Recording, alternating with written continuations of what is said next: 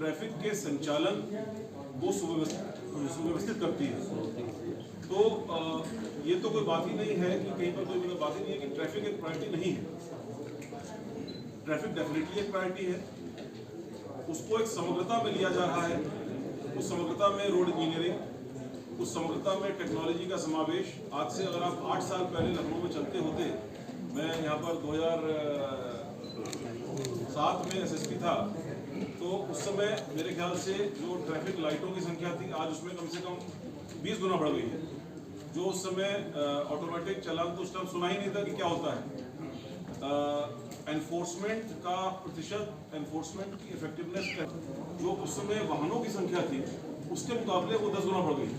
Challenges भी बढ़े हैं, टेक्नोलॉजी भी इम्प्रूव हुई है, उस टेक्नोलॉजी को इम्प्लीमेंट भी किया गया है और यही प्रक्रिया जारी रहेगी।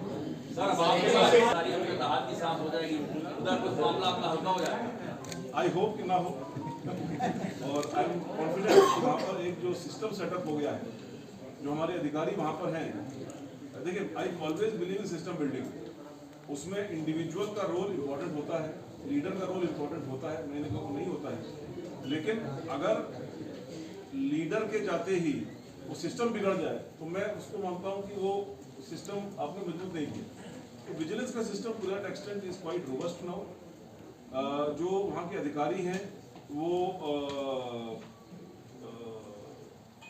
लगातार वे सब कार्य उसी उत्साह और उसी डायरेक्शन में करते रहेंगे जिस डायरेक्शन में पिछले 1-1.5 साल में उन्होंने किया है। जहाँ तक संख्या की बात है, आई एम कॉन्फिडेंट कि ज़्यादा केसेस ट्रैप के होंगे और उनको राहत मिलेगी। एक सवाल है कि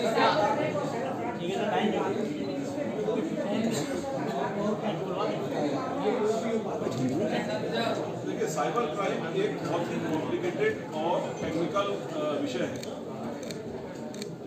और जो आपने स्पेसिफिक क्वेश्चन पूछा है कि रिकवरी का परसेंटेज कम होता है, उसका कारण ये है कि कई बार क्या अधिकतर बार मेजॉरिटी ऑफ द केसेस में मनी का ट्रांसफर इलेक्ट्रॉनिकली इतना फास्ट होता है कि पुलिस को सूचना देने से पहले ही मनी जिसको आपके वॉलेट से या किसी और माध्यम से निकाला गया है वो जिस वॉलेट में जिस अकाउंट पर पहुंचा है वहां से भी आगे निकल चुका होता है।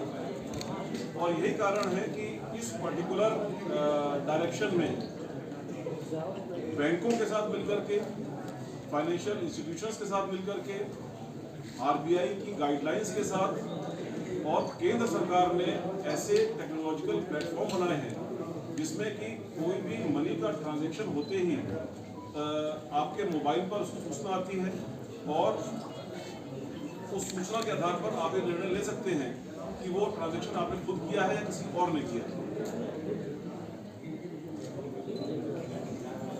ये इसी कारण से होता है कि मनी का ट्रांजैक्शन इतना फास्ट होता है कि उसको कन्वेंशनल वे में मुलजिम को पकड़ करके रिकवरी करना ऑलमोस्ट इम्पॉसिबल होता है।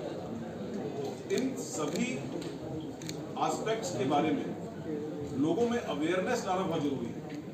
मैंने अच्छे खासे पढ़े लिखे लोगों को देखा है जो अभी भी इतने सारे अवेयरनेस कैंपेन्स के बाद मीडिया में बार बार अवेयरनेस कैंपेन चलाई जाती है, आप लोग चलाते हैं, सरकारें चलाती हैं, NGOs चलाते हैं, इसके बावजूद भी अभी भी अननोन नंबर से मैलिशियस लिंक को क्लिक कर देते हैं और अपने फ़ोन को या अपने